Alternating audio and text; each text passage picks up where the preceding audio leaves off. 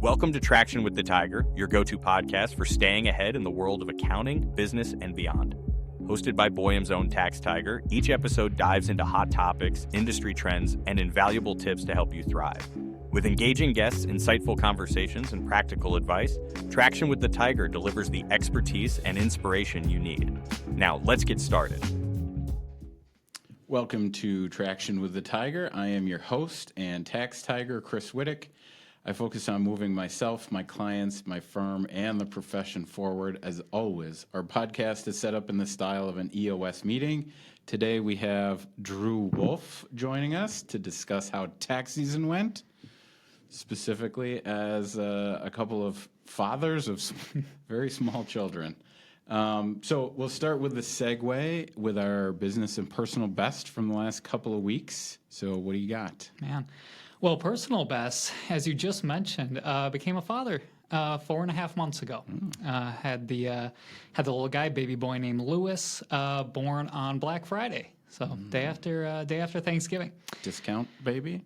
No, Hospital, no discount at the hospital. All right. Well, Black Friday used to be pretty much my favorite holiday. Yeah. And so my buddies know this. And while my wife was in labor, I did score a Black Friday deal.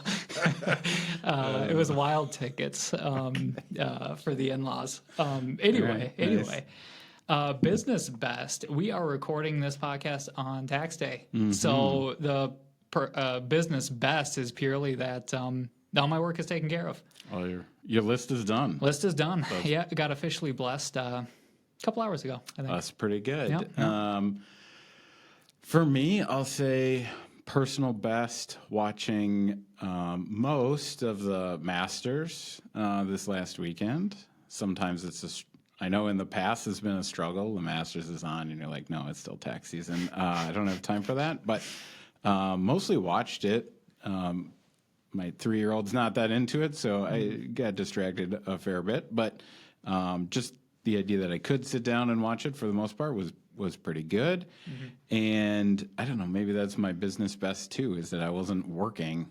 I did not log in and do any work, like, Sunday afternoon. That would have been, the 13th or whatever right. of April. So, business best, got to stick with the April 15th. Mm-hmm. Collected a few 8879s today, but that was it. My list was down to 2. You had one of them this morning, which thankfully you got in. So I should be good to go. Nice. Our data for today, it is episode 10. It is, and I'm not kidding, it is April 15th at 1:30 in the afternoon. I'm wearing my party shirt. We do a shirt every year. It's the 1975, 50 years of Boyum. That is the theme this year. So that's our data. For our rocks, we got our 3 company rocks: caring and thoughtful, get things done, work with purpose. And I think that's on track. Would you agree? On track? Yeah, on track, off track. Yeah, I'd agree that it's on track. All right, excellent. The headline for me, one of our firm goals is 50 hours a week during tax season. And we had been on track. I think we might have gone a little off track the last couple weeks. I think we're over on the hours, which is how it's off track. But we'll see when the dust settles on, everybody's time entry. But I think we'll see. It might still end up being less hours than last year. It'll be very close. So I think we'll reevaluate that after tax season and sort of check in with people, see how that's going.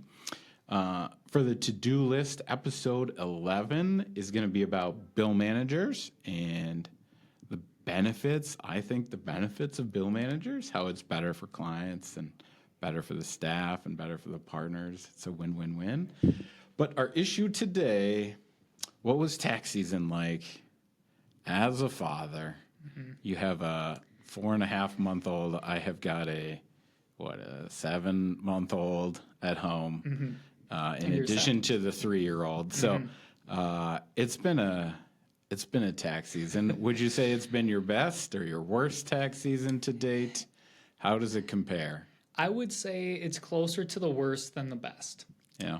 And that's even with us trying to work less hours, which was a godsend. Yeah.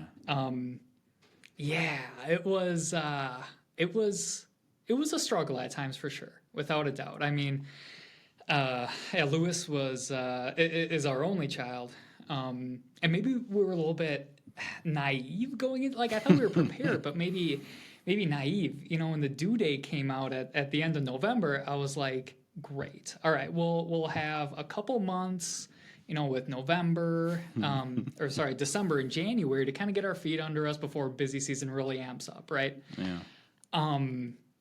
Man, it was. That's not really how kids work, as it turns out. No, it was. It's so much of a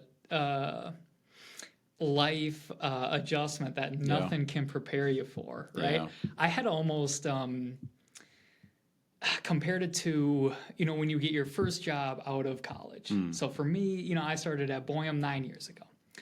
And with a baby, you know, it's almost like the baby's the boss, right? Yeah. But the baby doesn't always give you great feedback. Constructive criticism. It's just like, no, you're wrong. Yeah. Or, you know, and you're always on call. You know, at Boyum, you were never calling me at midnight to tell me that you need something done. No, I never called it that late. I might send you an email at midnight, but... No, but you're not screaming at me. No, I'm not telling me that physically I need screaming this, at you. And That's true. I don't... what you did was wrong. Try something else. Yeah, you know? So, yeah, it was just...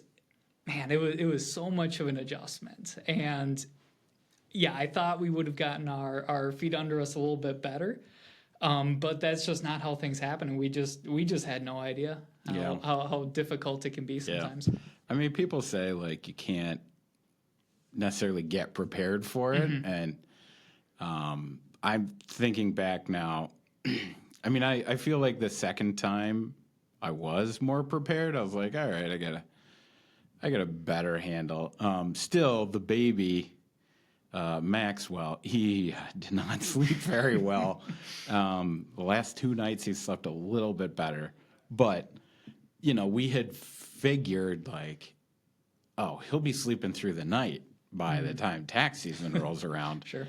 And now tax season is gone and he has not slept through the night yet.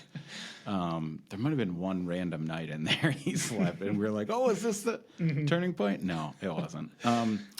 So I think that's the biggest, for me, that's the biggest thing is if I get lousy sleep, it kind of throws off the whole day. And it doesn't matter if the next day is like, oh, I gotta do work for 8 or 9 hours, or the next day is like Saturday and I just gotta play with the toddler.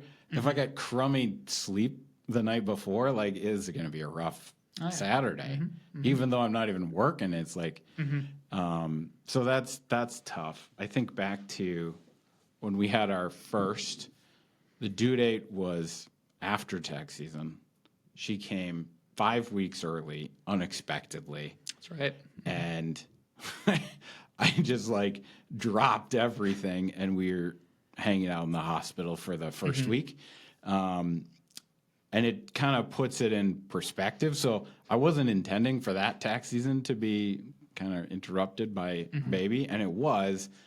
And, you know, the work still ended up getting done. Everybody kind of pitched in. Lots of things got extended, you know, whatever. The world did not end. Right. None of the clients left the firm because I disappeared off the face of the earth right at the midst of tax season when I was still planning to be working then. So I think with that perspective, it helped this tax season because it's like, yeah, I'm tired. And some days it was like, oh, I was planning on getting in 9 hours of work today. And you're like, yep, the thing went sideways. And, you know, the little guy was screaming and I didn't get to work until 9. Yeah. And I was going to get to work at 8, but I didn't start until 9. It's like, all right. I don't think any clients left the firm. I don't think, you know, the world didn't end at any point. The work still got done. My list is still at 0. So I think that perspective helps. It's hard to have that the first year, though, when you're just like holding on for dear life and you're trying to get them to sleep. And yeah, it's tough. Yeah. It was, it was just so tough to ever get into a rhythm. Because before I was really pretty structured as far as, wake up, get the blood moving a little bit, do some kind of exercise, just because it helps me wake up. Then start work. I'm in a better mood when I'm starting work, and with the newborn, it was you can't set a schedule. They dictate the schedule. You try. Yeah. Sometimes it works and sometimes it doesn't. Even at 7.5 months, like we can't. Does he nap on a schedule? Yeah. Kind of, some days he gets a third nap, some days he doesn't get a third nap. And even the toddler, if we get her to nap in the afternoon, she is so lovely and pleasant in the evening. And if she does not nap, oh man, my evening is going to go sideways. Dinner is going to go sideways. She's going to bang on my door at 4:30 like a maniac. And just, derail the last half an hour I thought I was going to get work done. So, I don't know. This is kind of a depressing podcast. But I think it's just real life. What do you think about, I think back to, 9 years ago when you started or whatever, like we worked a lot of hours. We did. I was just talking to somebody else here. Talking to her and being like, how did you survive tax season? Like when you were having kids and you were working, 65, 70 hours a week. Like, I don't understand the math on how that even works. I guess. That's what I thought a lot about during this tax season was how really he was born selfishly at the right time of busy seasons. For me, because the hours expectation has dropped from that 65, 70 hours to an average of 50. And trying to think back on like 9 years when I first started, I genuinely, I don't know if I would have ever seen him. Because his sleep schedule, he doesn't nap during the day. Or he doesn't nap? When he does, it's quick hitters. It's 15, 20 minutes. If he can get in a 30-minute nap, that's really good for him. So he sleeps, for a long time during the night. So we put him to bed at about 6, and he'll get up at about 6 in the morning. However, that's I'm still working at jealous. 6. Yeah. So there were some days even with our less hours that I didn't see much of him at all. I would see him for, if I'm lucky, maybe an hour and interact with him while my wife is making dinner or something like that. So, it was, it was just so much different than I was expecting. And to bring it back, like you said, I'd be looking for another job right now if the expectations were still what they were 9 years ago. Man, I have so much respect for the people who were able to do it. I don't understand. I almost can't fathom it. Yeah. I've, friends at other places, and there's lots of firms either in this town or across the, country where I remember I had a friend who was working like 100 hours a week.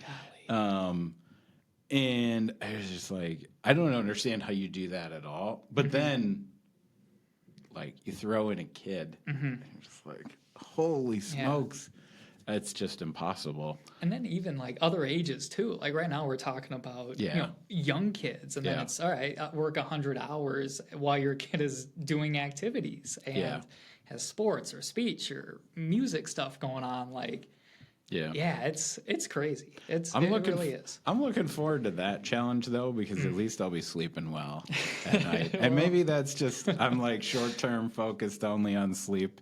That's all I care about right now. But I look forward to those days where it's like, we can, I can take off. Matilda's going to be in soccer. Nice. But it's at like, 5:30 or 6 o'clock. It starts, I think, this week even. It might start tomorrow. I don't know. I'm not really in charge of the family calendar, but like that kind of stuff I'm excited to be able to do. And I look forward to the day when that happens during tax season and I can still do it. Sure. You know, it's not like, oh yeah, no, I missed your dance or your softball or whatever. Yeah. Golf. Ooh, I hope she gets into golf or her frisbee tournament or whatever. Like, I want to be able to go to that stuff. And if I can get a decent night's sleep at the same time, that would really be lovely. Yeah, I mean, you don't want to turn into a ghost for 3 months. No. And then just, reemerge on April 16th. And, No. Yeah. I told her today that I was going to go to work all day, and then we have a party tonight. So, like, I'm going to be home after she goes to bed. And she was, like, distraught. I was like, this is the only day this has happened during tax season. As she was shouting, "Happy Tax Day" at me this morning. That's got to be the cutest And thing then ever. it was very cute. But then she realized I wasn't going to be home for bedtime, and she was so bummed. I was like, well, at least I'm only doing this to you once a tax season, on the final day when I hang out with some work colleagues until, I'll be home at 9 o'clock. Knock on wood, she'll be home or asleep by then, but who knows? Maybe she'll be up and greeting me at the door. I hope not.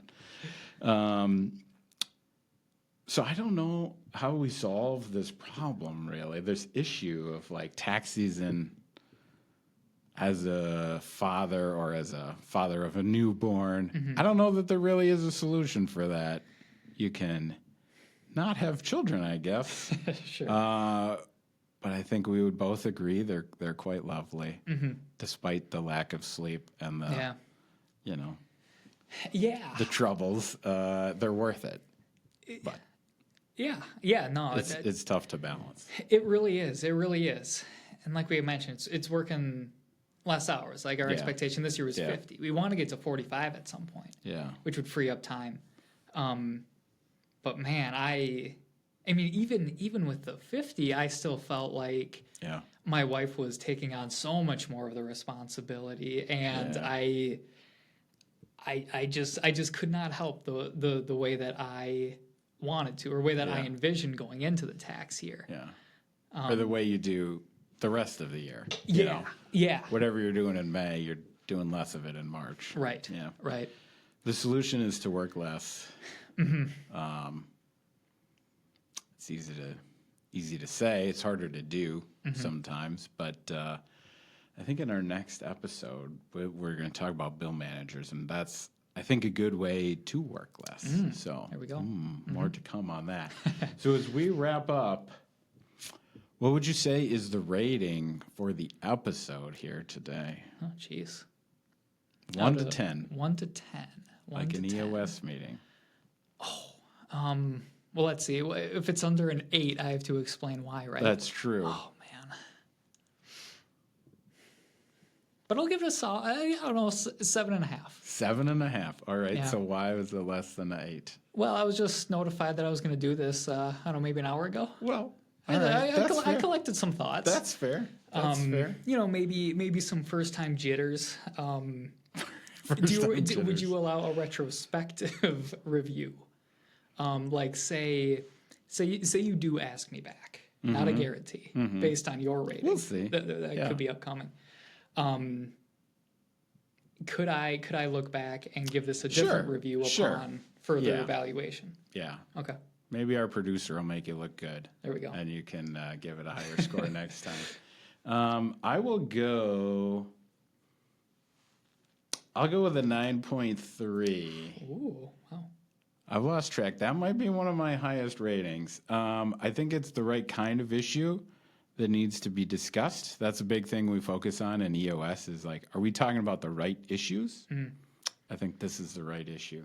And it's April 15th, and we can still actually do this. So A+ for timing in my book. So Cool. With that, we will see you next time. But thanks for tuning in.